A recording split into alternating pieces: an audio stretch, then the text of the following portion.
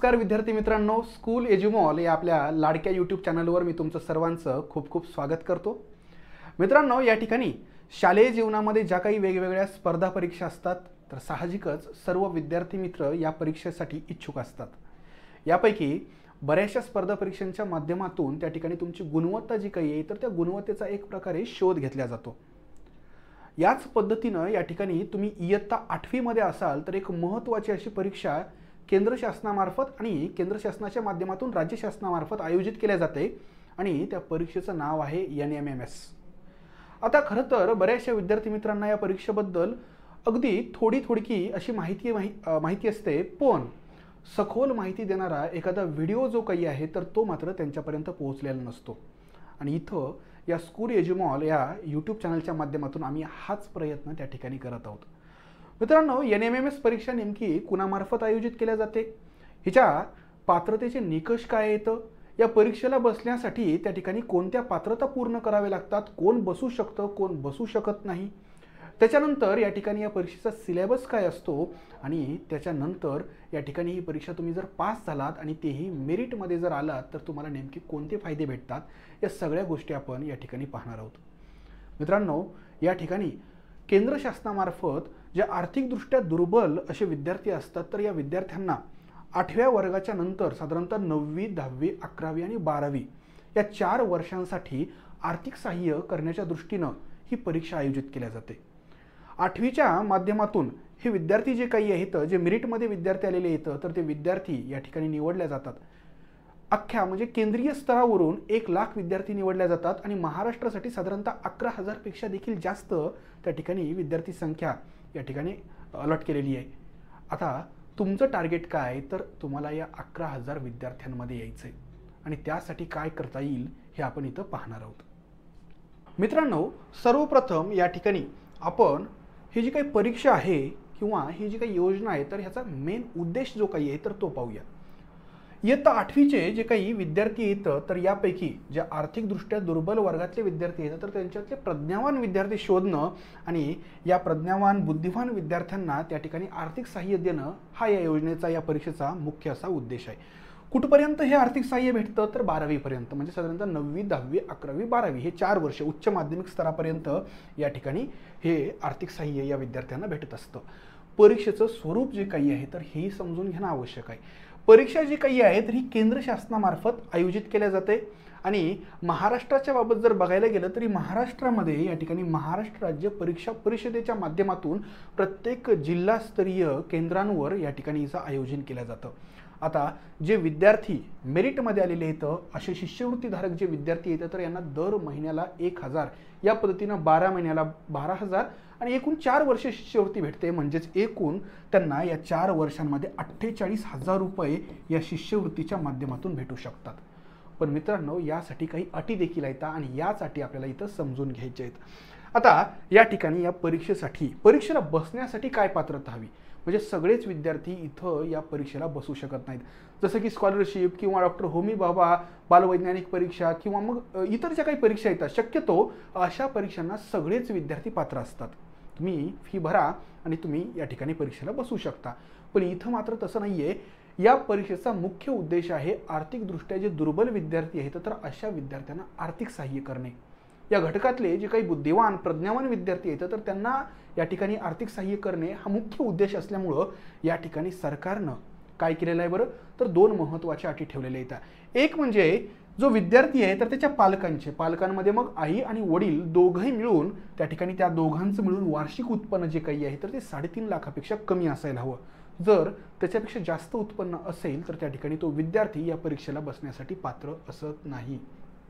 त्याच्यानंतर तो विद्यार्थी कोणत्या शाळांमधला असायला पाहिजे, तर कोणत्याही शासकीय, शासनमान्य अनुदानित आणि त्यानंतर स्थानिक स्वराज्य संस्था म्हणजे मनपाच्या किंवा जिल्हा परिषदेच्या ज्या काही शाळा असतात तर या शाळांमधले विद्यार्थी जे काही येतं तर याच्यासाठी पात्र असतात। आणखी एक महत्त्वाची अट आहे मित्रांनो, साहजिकच ही परीक्षा 8व्या वर्गासाठी असते आणि या ठिकाणी त्या विद्यार्थ्याला म्हणजे जो विद्यार्थी इथं या परीक्षेला बसू इच्छितो तर या विद्यार्थ्याला 7वी मध्ये तो विद्यार्थी जर जनरल कॅटेगरीमध्ये असेल किंवा OBC मध्ये असेल तर त्याला 55% किमान मार्क्स पाहिजे। कोणत्या वर्गामध्ये? 7वीला त्याला त्या ठिकाणी 55% जास्त पाहिजे. आणि इथं थोडीशी मार्क्समध्ये त्या ठिकाणी सवलत दिलेली आहे. कुणासाठी बरं? SC आणि ST विद्यार्थ्यांसाठी. या विद्यार्थ्यांना इयत्ता 7वीमध्ये किमान 50% गुण असणं अपेक्षित आहे. ठीक आहे, याच्यापेक्षा कमी गुण असणारे विद्यार्थी परीक्षेला बसू शकत नाहीत. त्यानंतर पालकांचं उत्पन्न 3.5 लाखापेक्षा जास्त असेल, विद्यार्थी बसू शकत नाहीत. आणि त्यासोबतच कोणत्या शाळांमधले फक्त विद्यार्थी बसू शकतात? एक तर शासकीय शाळा, शासनमान्य अनुदानित शाळा आणि स्थानिक स्वराज्य संस्थांच्या शाळा. मग आता इथं कोणत्या शाळांमधले विद्यार्थी अपात्र आहेत ही समजून घेणं आवश्यक आहे. जे विना अनुदानित शाळांमधले विद्यार्थी आहेत ना, तर ते मात्र या परीक्षेला बसू शकत नाहीत मित्रांनो. ठीक आहे, काही कायमस्वरूपी विनानुदानित शाळा असतात तर तिथले विद्यार्थी या परीक्षांसाठी बसू शकत नाहीत. केंद्रीय विद्यालयांमध्ये बसणारे किंवा शिकणारे विद्यार्थी, जे काही जवाहर नवोदय विद्यालयामध्ये शिकणारे विद्यार्थी असतात तर ते देखील इथं बसू शकत नाहीत. सैनिकी विद्यालयांमध्ये शिकणारे विद्यार्थी देखील या परीक्षेसाठी बसू शकत नाहीत. आणि आणखी एक महत्त्वाची गोष्ट, जे विद्यार्थी शासकीय वसतिगृहामध्ये राहतात, तिथल्या सवलतींचा लाभ घेतात, भोजन व्यवस्थेचा आणि इतर शैक्षणिक सुविधांचा लाभ घेतात, तर असे विद्यार्थी देखील परीक्षेला बसू शकत नाहीत. म्हणजे बघा, विनाअनुदानित शाळांमधले विद्यार्थी, त्याच्यानंतर सैनिकी स्कूलमधले विद्यार्थी, जवाहर नवोदय विद्यालयांमधले विद्यार्थी आणि केंद्रीय शाळांमधले विद्यार्थी आणि शासकीय वसतिगृहांमध्ये राहणारे तिथल्या भोजन व्यवस्थेचा लाभ घेणारे विद्यार्थी या परीक्षेसाठी अपात्र आहेत. आता या ठिकाणी तुम्हाला जर याच्यासाठी अर्ज करायचा असेल तर अर्ज जो काही आहे तर या स्पेसिफिक वेबसाईटवर तुम्हाला त्या ठिकाणी फॉर्म भरता येतो. आता अशा वेळेस त्या ठिकाणी विद्यार्थ्याला जर जातीचा आणि अपंगत्वाचा लाभ घ्यायचा असेल तर त्याला ते सर्टिफिकेट सादर करणं आवश्यक आहे. आता तुम्ही म्हणाल की कास्ट सर्टिफिकेटची काय आवश्यकता आहे? मित्रांनो, कास्ट सर्टिफिकेट आवश्यक आहे कारण त्यावरून तुम्हाला त्या ठिकाणी पासिंगसाठी जो काही क्रायटेरिया आहे तर त्यामध्येही सवलत भेटणार आहे.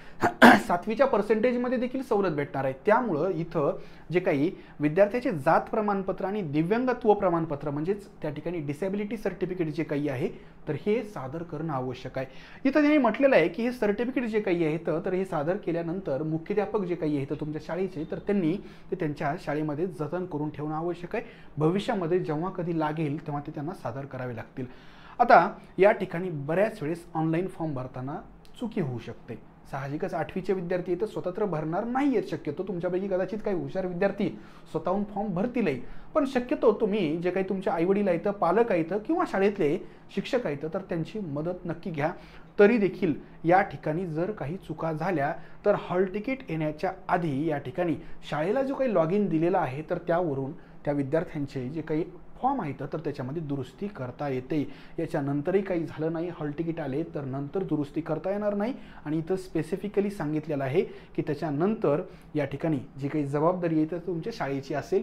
साहजिकच तुम्ही याबाबत काळजी नक्की घ्याल. आता परीक्षेसाठी काही फीस आहे का? यस मित्रांनो, जरी आर्थिकदृष्ट्या दुर्बल घटकांमधल्या प्रज्ञावान विद्यार्थ्यांना शोधणं हा परीक्षेचा हेतू असला तरी देखील असं नाही की परीक्षा ही मोफत आहे. तर यासाठी फी आहे आणि फी जी काही आहे तर तीही समजून घेऊया. तुम्ही रेग्युलर त्या स्पेसिफिक डेट्समध्ये जर फी भरली तर ही फी 120 रुपये आहे. आता इथं ज्या काही डेट दिलेल्या आहेत ही खरं तर 2023मध्ये जेव्हा परीक्षा झाली होती तर त्यासाठीच्या डेट्स आहेत. 2024मध्ये जी काही परीक्षा होणार आहे तर साधारणतः डिसेंबरच्या आसपास ही परीक्षा होत असते. आणखी नोटिफिकेशन आलेलं नाही आहे. जेव्हा नोटिफिकेशन येईल तेव्हा त्या नोटिफिकेशनला आपण व्यवस्थित एक्सप्लेन नक्कीच करूया. मित्रांनो, या ठिकाणी विलंब शुल्कासह म्हणजे तुम्ही त्या स्पेसिफिक डेटमध्ये जर फी भरली नाही त्याच्यानंतर फी भरणार असाल तर तुम्हाला 120 वरून डायरेक्ट 240 रुपये फी भरावी लागेल, म्हणजे दुप्पट. अतिविलंब शुल्कासह हा देखील एक प्रकार असतो. काही विद्यार्थ्यांनी सुरुवातीला दुर्लक्ष केलेलं आहे किंवा काही जणांपर्यंत हा निरोपच पोहोचलेला नाहीये. अशा विद्यार्थ्यांना जर त्याच्यापेक्षाही उशिरा फी भरायची असेल तर त्यांना 360 रुपये फी भरावी लागेल. आणि जर एखाद्या वेळेस तुमचे फॉर्म त्या महाराष्ट्र राज्य शिक्षण परिषदेपर्यंत पोहोचले नाहीत आणि यासाठी जर शाळा प्रशासन जर जबाबदार असेल तर अशा वेळेस 480 रुपये फी भरावी लागेल. पण साहजिकच त्यासाठी शाळा जबाबदार असेल त्यांना ती भरावी लागेल. पण तुम्ही या खालच्या कॅटेगरीमध्ये जाण्याचा डोक्यात विचार आणू नका. तुम्ही याच कॅटेगरीमध्ये राहण्याचा प्रयत्न करा. अत्यंत माफक अशी फी इथं आहे ती म्हणजे 120 रुपये. विलंब आणि अतिविलंब शुल्क भरण्याची वेळ येऊ देऊ नका. त्याच्यानंतर सर्वात महत्त्वाचा प्रश्न की सर या परीक्षेसाठी सिलेबस काय असतो? मित्रांनो, 2 पेपर असतात. पहिला जो काही पेपर असतो तर त्याला मॅट म्हटलं जातं, मेंटल ॲबिलिटी टेस्ट. मराठीमध्ये त्याला म्हटलं जातं बौद्धिक क्षमता चाचणी. आणि दुसरा जो काही आहे तर तो स्कॉलस्टिक ॲप्टिट्यूड टेस्ट म्हणजेच शालेय क्षमता चाचणी. दोनही पेपर 90 मार्कांचे असतात, 90 गुणांसाठी असतात आणि 90 मिनिटांचा कालावधी असतो. म्हणजे एकंदर या ठिकाणी प्रत्येक पेपरसाठी 90 गुण असतात, त्याच्यानंतर एकूण प्रश्न 90 असतात आणि या ठिकाणी मार्क्स देखील किती असतात बरं, 90 असतात. ठीक आहे. तर या ठिकाणी साधारणतः पहिला पेपर जो आहे तर तो 1.5 तासाचा असतो. 10:30 ते 12 कालावधीमध्ये पहिला पेपर झाल्यानंतर मध्ये 1.5 तासाचा स्लॉट त्यांनी गॅप देत असतात. शक्यतो यावर्षी देखील हाच पॅटर्न राहण्याची अपेक्षा आहे. त्यानंतर 1.5 ते 3 कालावधीमध्ये दुसरा पेपर त्या ठिकाणी होत असतो. आता एकूण या दोनही पेपरमध्ये मिळून तुम्हाला एकूण गुण किती घ्यायचे? तुम्ही जर जनरल आणि ओबीसी मध्ये जर असाल तर तुम्हाला त्या ठिकाणी एकूण गुणांच्या 40% गुण त्या ठिकाणी घेणं अपेक्षित आहे. एकत्रित गुण बरं. म्हणजे पहिल्या पेपरमध्ये कमी पडले, दुसऱ्यात जास्त पडले, चालेल, काही प्रॉब्लेम नाही आहे. म्हणजे इथं स्पेसिफिकली त्यांनी सांगितलंय सदर परीक्षेसाठी दोन्ही विषयात मिळून विद्यार्थ्यांसाठी जे काही पात्रता गुण आहेत तर ते 40% असावेत. कोणासाठी? ओपन, ओबीसी किंवा EWS वगैरे. पण जर तुम्ही SC, ST आणि दिव्यांग कॅटेगरीमध्ये असाल तर गुणांची ही जी काही मर्यादा आहे तर ती आणखी खाली आली जी आहे ती म्हणजे 32%. ठीक आहे. तर एकूण या ठिकाणी 40% ओपन, ओबीसी, EWS आणि या ठिकाणी 32% कुणासाठी? SC, ST आणि दिव्यांग प्रवर्गामधले विद्यार्थी. आता थोडंसं आपण सिलेबस विषयी पाहूया मित्रांनो. या ठिकाणी जो पहिला पेपर आहे मॅट म्हणजेच मेंटल ॲबिलिटी टेस्ट, तर ह्याच्यामध्ये ही एक मानसशास्त्रीय चाचणी आहे जी बुद्धिमत्ता चाचणी आपण म्हणत असतो ना, स्कॉलरशिपला बुद्धिमत्ता चाचणी वगैरे पेपर असतो बघा साधारणतः त्याच प्रकारचे प्रश्न असतात. त्याच्यामध्ये 90 प्रश्न असतात आणि सगळे प्रश्न त्या ठिकाणी वस्तुनिष्ठ बहुपर्यायी स्वरूपाचे असतात, निगेटिव्ह मार्किंग नसते. आता दुसरा जो पेपर आहे हा थोडासा महत्त्वाचा आहे. वेटेज सारखंच आहे. आता दुसरा पेपर देखील त्या ठिकाणी 90 गुणांसाठी असतो आणि याच्यासाठी सिलेबस जो असतो ना तर तो तुम्ही 7वी आणि 8वी मध्ये जो काही सिलेबस शिकलेला असतो तर यावरच हा पेपर त्या ठिकाणी सेट केलेला असतो. 7वी आणि 8वी. एरवी तुम्ही 8वीच्या साधारणतः डिसेंबरमध्ये हा पेपर देणार आहात. त्यामुळं 8वीचा जो काही बऱ्यापैकी सिलेबस आहे तर तो तोपर्यंत तुमचा संपलेला असेल अशी आपण अपेक्षा करू शकतो. आता ह्याच्यामध्ये 3 महत्त्वाचे विषय येतं. हे 90 गुण जे काही आहेत किंवा 90 प्रश्न जे काही आहेत तर ते कशा पद्धतीनं डिवाइड केलेले आहेत. यापैकी 35 प्रश्न हे सामान्य विज्ञानासाठी येतं, दुसरे 35 प्रश्न हे समाजशास्त्रासाठी येतं आणि उरलेले जे काही 20 प्रश्न आहेत तर हे गणितासाठी येतं. आता इथं सामान्य विज्ञानामध्ये काय काय असतं तर सामान्य विज्ञानामध्ये साहजिकच फिजिक्स, केमिस्ट्री आणि बायोलॉजी असतं.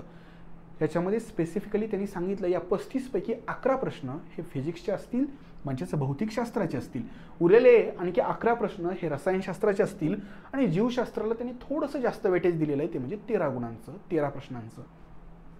समाजशास्त्राच्या बाबत जर बघितलं तर इतिहास, भूगोल आणि नागरिकशास्त्र असं त्यांनी त्या ठिकाणी डिव्हिजन केलेलं आहे. 35 पैकी 15 प्रश्न इतिहासाचे असतील, 15 प्रश्न भूगोलाचे असतील आणि 5 प्रश्न हे नागरिकशास्त्राचे असतील. आणि त्यानंतर गणिताच्या बाबत जर बघायला गेलं तर 20 प्रश्न हे गणिताचे असतात. म्हणजे एकंदर 35 + 35 झाले 70, 70 + 20 असे झाले 90. म्हणजे एकंदर त्या ठिकाणी मॅथचे 90 प्रश्न आणि सॅटचे 90 प्रश्न झाले 180 प्रश्न. त्या ठिकाणी प्रश्नपत्रिकेचं माध्यम काय असतं, भाषा कोणती असते तर प्रश्नपत्रिका ही त्या ठिकाणी बऱ्याच भाषांमध्ये अवेलेबल आहे. पण एवढं आहे तुम्ही कोणतीही भाषा निवडा तुम्हाला इंग्लिशमध्ये प्रश्न अवेलेबल होतात. आता महाराष्ट्रामधले विद्यार्थी जे काही आहेत तर बहुसंख्य विद्यार्थी मराठी हीच भाषा निवडणार आहे. पण तरी देखील बघूया किती माध्यमांमध्ये त्या ठिकाणी पेपर उपलब्ध होऊ शकतो. मराठी, उर्दू, हिंदी, गुजराती, इंग्रजी, तेलुगू आणि कन्नड या 7 माध्यमांमधून या ठिकाणी परीक्षा घेतली जाते. समजा तुम्ही मराठी भाषा निवडलेली असेल तर तुम्हाला मराठीमध्ये तर प्रश्न असेलच पण त्यासोबतच तुम्हाला तोच प्रश्न इंग्लिशमध्ये देखील अवेलेबल करून दिला जाईल जेणेकरून तुम्हाला लँग्वेजची अडचण बिलकुलच येणार नाही. ठीक आहे. कोणतंही एकच माध्यम घेता येईल म्हणजे एकंदर तुम्हाला मराठीसोबत हिंदी वगैरे असं घेता येणार नाही. हे 2 वेगळे माध्यमं कन्सिडर केल्या जातात. आता साहजिकच वस्तुनिष्ठ बहुपर्यायी प्रश्न असतात. याचाच अर्थ तुम्हाला खाली 4 सर्कल दिल्या जातात. 4 पैकी 1 सर्कल तुम्हाला निळ्या किंवा काळ्या बॉलपेननं पूर्णतः त्या ठिकाणी रंगवायचं आहे. कारण व्यवस्थित मशीनद्वारे तुमची उत्तरपत्रिका ही स्कॅन केल्या जाते. म्हणजे ही मॅन्युअली त्या ठिकाणी मार्क्स दिल्या जात नाही. त्यामुळं अर्धवट रंगवलेली जी काही उत्तरं असतात किंवा एकापेक्षा अधिक जे काही तुम्ही रंगवलेली उत्तरं असतील किंवा व्हाईटनर किंवा खाडाखोड केलेले किंवा गिरवलेले जे काही असतात तर अशा उत्तरांना गुण दिल्या जाणार नाहीत. फक्त एक गोष्ट चांगली आहे ती म्हणजे निगेटिव्ह गुणदान पद्धती इथं नाही आहे. याचा अर्थ तुम्ही अशी काहीतरी गडबड केली, समजा हा तुमचा राऊंड आणि ह्याच्यामध्ये अर्धाच राऊंड तुम्ही जर गिरवला तर मार्क्स भेटणार नाहीत आणि निगेटिव्ह देखील जाणार नाहीत. एखाद्या प्रश्नाचं उत्तर चुकलं, मार्क्स भेटणार नाहीत पण निगेटिव्ह देखील जाणार नाहीत. ठीक आहे. तर इथं या ठिकाणी परीक्षेचे मूल्यमापन जे काही आहे तर याच्यामध्ये मी तुम्हाला ऑलरेडी सांगितलेलं आहे, वजा गुण पद्धती इथं नाहीये. ठीक आहे. त्याच्यानंतर या ठिकाणी विद्यार्थ्यांची निवड जी काही आहे तर ही करत असताना साहजिकच इथं जी काही कॅटेगरी आहे तुमची तर त्याचा विचार केला जातो. म्हणजे महाराष्ट्रासाठी ज्या काही जागा आहेत तर महाराष्ट्रामध्ये जी काही आरक्षण प्रणाली आहे तर त्याच्यानुसार, जिल्ह्यानुसार आणि तुमच्या संवर्गानुसार ते जे काही कॅन्डिडेट्स आहेत तर ते निवडले जातील. आणि प्रत्येक कॅटेगरीमध्ये पुन्हा दिव्यांगांना महाराष्ट्रामध्ये जे काही रिझर्वेशन आहे तर त्या पद्धतीनं त्या कॅटेगरीमधून दिव्यांग विद्यार्थी जे काही आहेत तर ते निवडल्या जातील. त्यामुळं तुम्हाला सर्वोत्तम असा रिझल्ट देणं अपेक्षितच आहे. महाराष्ट्राला त्या ठिकाणी केंद्राचे एकूण 1 लाख जागा आहेत. म्हणजे अख्ख्या भारतामधून या परीक्षेमधून किती विद्यार्थ्यांना शिष्यवृत्ती भेटते? 1 लाख विद्यार्थी निवडल्या जातात. महाराष्ट्रामधून किती विद्यार्थी निवडल्या जातात? तर 11,682 इतका महाराष्ट्राचा त्या ठिकाणी कोटा आहे. आता साहजिकच हे गुणवत्तेच्या आधारे जिल्हानिहाय, संवर्गनिहाय असे विद्यार्थी जे काही आहेत तर ते शिष्यवृत्तीसाठी निवडल्या जातात. त्याच्यानंतर शिष्यवृत्ती किती भेटते? तर साहजिकच दरमहा 1,000 रुपये आणि 9वी ते 12वी पर्यंत शिष्यवृत्ती भेटते. 4 वर्ष भेटते. याचाच अर्थ प्रत्येक वर्षाला 12,000, 4 वर्षासाठी 48,000. म्हणजे एकंदर तुम्हाला त्या ठिकाणी पुढच्या तुमच्या शिक्षणासाठी बऱ्यापैकी तुमचा जो काही आर्थिक बोजा आहे पालकांवरचा तो तुमचा त्या ठिकाणी राहणार नाहीये. पण याचा अर्थ एकदा शिष्यवृत्ती मिळाली याचा अर्थ मज्जाच मज्जा असं बिलकुल नाहीये. नंतरही तुम्हाला अभ्यास करावा लागणार आहे. कशा पद्धतीने अभ्यास करावा लागणार आहे? 8वी मधून 9वी मध्ये गेल्यानंतर 9वी तुम्हाला पहिल्या प्रयत्नात पास करावीच लागेल. 11वीला गेलात, 11वी देखील पहिल्या संधीमध्येच उत्तीर्ण होणं आवश्यक आहे.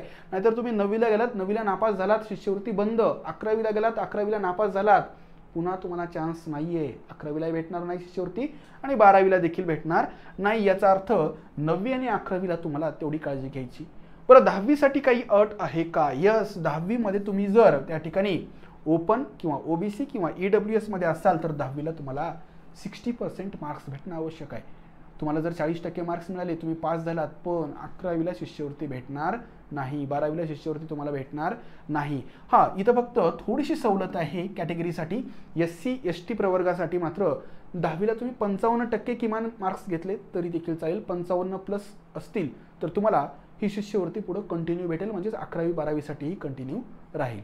त्याच्यानंतर या ठिकाणी शिष्यवृत्ती जी काही आहे तर ही तुमच्या शाळेच्या मुख्याध्यापक किंवा तुमच्या जिल्ह्याचे जे काही शिक्षणाधिकारी आहेत, माध्यमिकचे शिक्षणाधिकारी आणि त्यासोबतच शिक्षण संचालक जे काही आहेत तर त्यांच्या माध्यमातून या शिष्यवृत्तीचं वितरण केलं जाईल. तर या ठिकाणी मित्रांनो, मला आशा आहे की तुमचे सगळे डाऊट जे काही आहेत तर बऱ्यापैकी आता क्लिअर झालेले आहेत. आपण या ठिकाणी या परीक्षेबद्दल डिटेल माहिती सांगणारा हा व्हिडिओ जो काही आहे तर हा मुद्दामून बनवलेला आहे, जेणेकरून विद्यार्थ्यांच्या मनामध्ये या परीक्षेबद्दल कोणत्याही प्रकारचे त्या ठिकाणी डाऊट्स, शंका बिलकुल राहू नाही. हा आपला या ठिकाणी प्राथमिक उद्देश आहे. मित्रांनो, याच NMMS परीक्षेसाठी आपण आपल्या या स्कूल एज्युमॉल चॅनलच्या माध्यमातून काय करणार आहोत तर मागची जी काही सगळे प्रश्नपत्रिका आहेत साधारणतः 2015 ते मागच्या 2023 पर्यंत जे काही पेपर झालेले आहेत, मग ते मॅटचे असो किंवा सॅटचे असो, म्हणजे दोनही पेपर जे काही आहेत तर ते आपण अगदी व्यवस्थित पद्धतीने या ठिकाणी इथं एक्सप्लेन करणार आहोत, जेणेकरून तुम्हाला एक्झॅक्ट कशा पद्धतीचे प्रश्न येतात, त्यांना टॅकल कसं करायचं ह्या सगळ्या गोष्टींचा अंदाज येऊन जाईल. मित्रांनो, आता पुढचे सगळे अपडेट्स जर तुम्हाला पाहिजे असतील तर नक्कीच आपलं हे स्कूल एज्युमॉल जे काही चॅनल आहे, यूट्यूब चॅनल, हे सबस्क्राईब करा. तुम्ही तुमच्या त्या ठिकाणी मित्रांना, मैत्रिणींना देखील सांगा, कारण या चॅनलच्या माध्यमातून आपण या ठिकाणी तुमच्या शालेय जीवनामध्ये ज्या काही वेगवेगळ्या स्पर्धा परीक्षा असतात त्या स्पर्धा परीक्षांबद्दल त्या ठिकाणी सखोल असं मार्गदर्शन करणार आहोत आणि तेही अगदी मोफत. तर मित्रांनो, भेटूया लवकरच नेक्स्ट व्हिडिओच्या माध्यमातून. तोपर्यंत खूप खूप धन्यवाद.